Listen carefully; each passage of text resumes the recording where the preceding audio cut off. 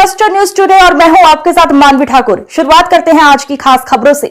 Samajwadi party के founder member हैं आप। अब देखिए ये उनका अंदाज, उनका एहसास है, लेकिन ये तो सच है ना कि फाउंडर मेंबर्स में मैं अकेला ही जिंदा हूँ।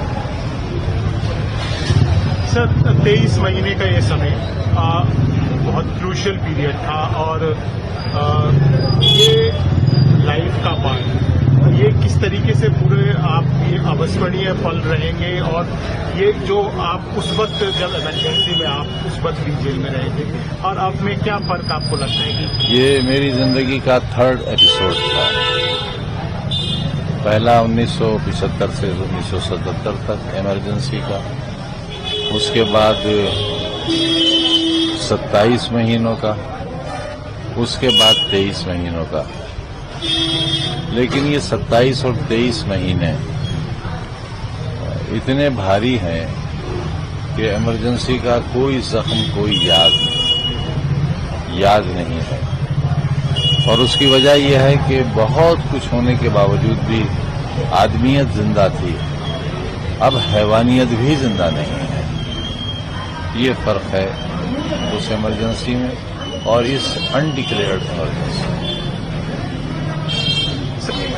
अब इसमें आप इन मुकदमों को कायम कराने वालों और करने वालों के लेवल का अंदाजा लगा लीजिए। मुझे क्या कहना है, एक यूनिवर्सिटी के फाउंडर, स्कूलों के फाउंडर पर 10 बार का एमएलए, 2 बार का एमपी, 4 बार का मिनिस्टर, 1 बार लीडर अपोजिशन, उस पर इल्जाम चोरी का है, लेकिन सजा डकैती की मिली, धाराएं डकैती की हुई। क्योंकि अगर धाराएं चोरी की होती तो 3 साल मैक्सिमम था, मैं 5 साल काट चुका। लेकिन इसमें 21 साल की सजा हुई है एक ही मुकदमे में। तकरीबन 36 लाख रुपए का जुर्माना है एक ही मुकदमे में। अब सोचिए आप 114 मुकदमों के लिए कितने हजार और कितने लाख साल चाहिए। तो यही गिरावट आई है। हम सोचते भी नहीं थे, कभी जहन में भी नहीं आया कि मिनिस्टरों का या सरकारों का जुल्म करना भी काम है।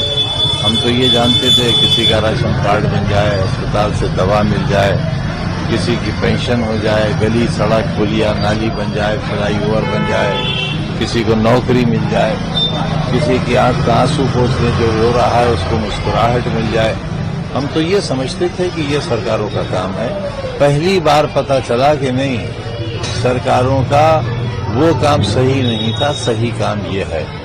तो आइंदा कोशिश करेंगे कि हम भी सही काम करें, अगर मौका मिले तो क्यों गलत काम करें। सर तमाम तरीके की आकले, अटकलन और वही थाली के बैंगन अगली सब्जी को भी बैंगन ही समझते हैं, तो उनको अंदाजा अपनी हैसियत औकात का हो गया होगा।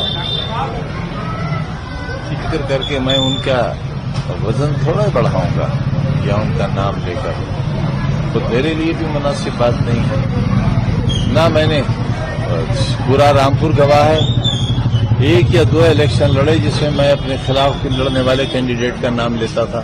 उसके बाद कभी मैंने कैंडिडेट का नाम ही नहीं लिया। एक मौके पर तो एक कैंडिडेट ने मुझसे ये कहा कि आजम भाई, मैं आपको इतनी गालियां देता हूं और आप कोई जवाब ही नहीं देते। तो मैंने कहा यही तो मेरी रणनीति है कि तुम घुट घुट के मर जाओ कि मैं तुम्हारी मुखालिफत क्यों नहीं कर रहा हूं। नतीजा ये हुआ कि उन्हें 150 वोट मेरे बड़ी पार्टी से खड़े हुए थे। तो हम किसी की मुखालिफत करेंगे तो हम उसको एक शोहरत का नाम देंगे, तो मैं क्यों दूंगा उस शोहरत का नाम।